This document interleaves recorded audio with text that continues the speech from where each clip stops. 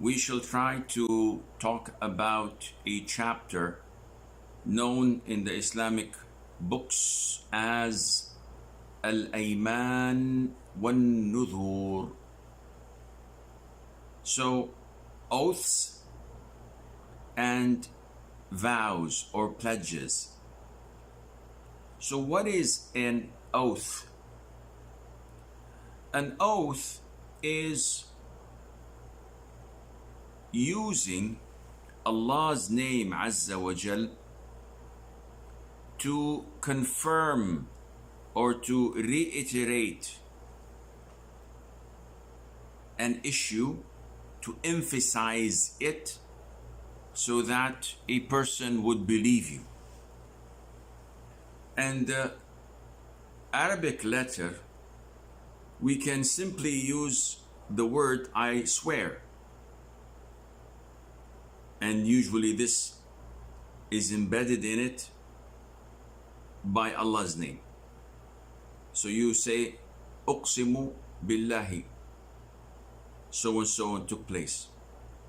And the easiest and simplest form is to use any of Allah's beautiful names or attributes with one of the three letters in Arabic alphabet that are indicators of swearing. The most well-known letter is Waw, or when we pronounce it we say Wa. The second one is Al-Ba, and when we pronounce it we say Bi. And the third one is Ta, and we pronounce it as Ta. So you say Wallahi, this is a swearing formula, Billahi, or Tallahi. And in Arabic, how do we know that these letters are used for swearing? It is indicated by the vowel at the end of Allah's name. If I say Wallahu or Wallaha, this is not swearing.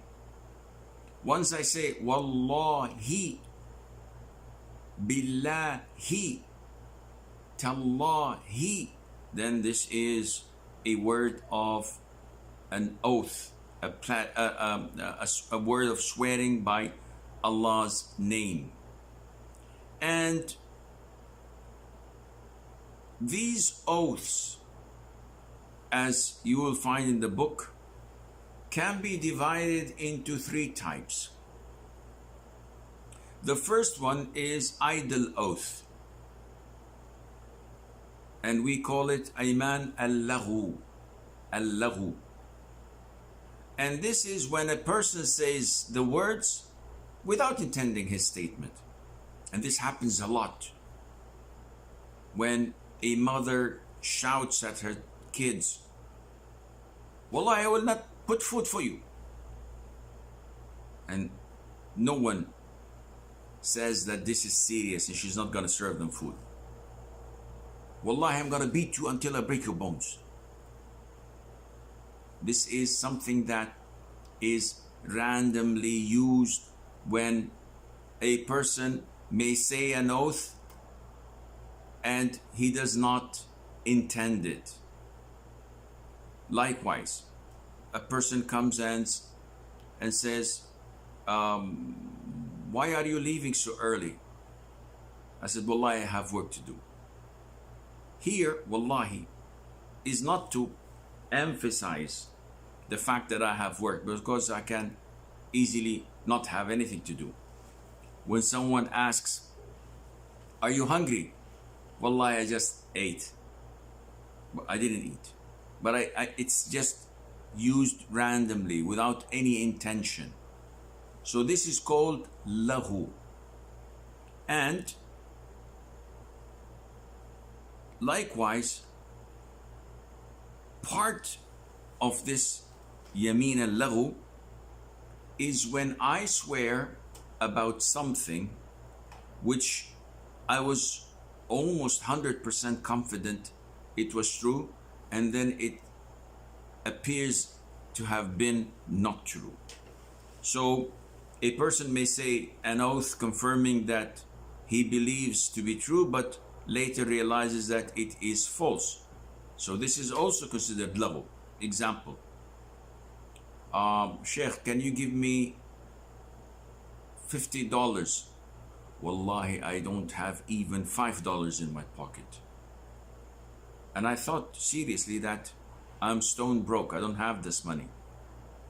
After he left, a while, a day, I take off my wallet and I find $200 in there. And I don't know where it came from. Maybe my wife put it in. Or maybe somebody gave it to me, I put it in my wife and I forgot totally about it when I was asked about the money. So is this considered to be lying? No. In the famous hadith, when Sa'd ibn Abi Waqqas, may Allah be pleased with him, came to Umar, and Umar was the caliph. So he asked him, Umar, did anything happen in this world that concerns the Muslims that we should know about? So Umar said, no. Why do you ask? He said, Subhanallah, I met Uthman a while ago, and we know that Sa'd ibn Waqqas, Uthman ibn Affan, and Umar are all among the 10 heaven-bound companions. They're the top 10.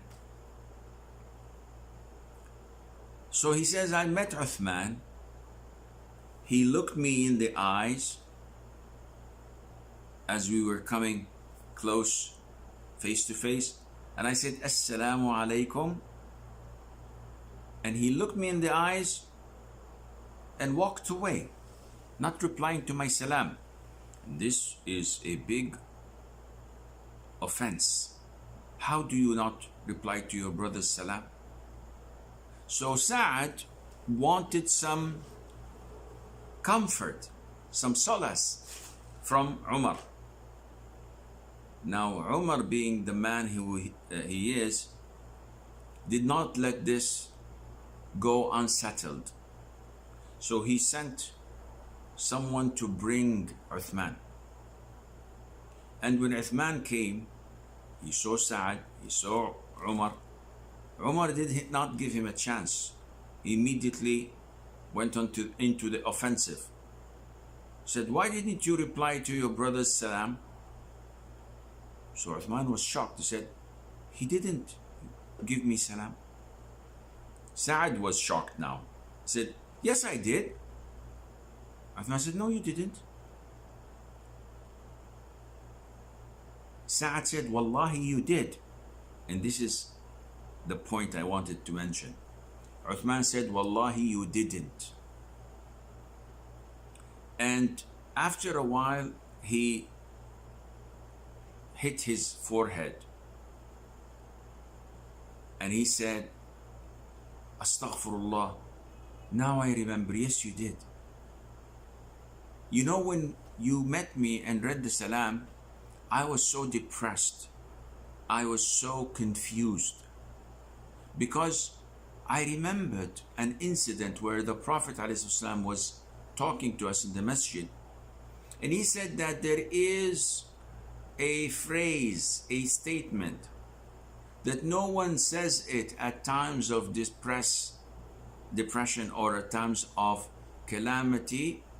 And then he could not complete his statement because a man came from the nomads and started talking to him, so the Prophet did not finish it. Uthman says, wallahi, every time I remember this incident and failing to know what was the statement, I get sort of blackout. And we know the rest of the hadith that Sa'd said, I remember it because I went and asked the Prophet about it, and he told me about the supplication of Prophet Yunus, the one of the whale, when he said, La ilaha illa anta subhanaka inni kuntu min al-zalimin. My point is that though Uthman swore, but he did not expiate, because he swore over something that he was certain that was true. But then when he discovered that it wasn't, he's exempted from such a oath. Now, having said that idle oath, there's no expiation in it, this doesn't mean that people use it, abuse it, and say it without account. Allah says in the Quran, Allah shall not take you to task for oaths which you may have uttered without thought. So when you don't give it much thought and you say it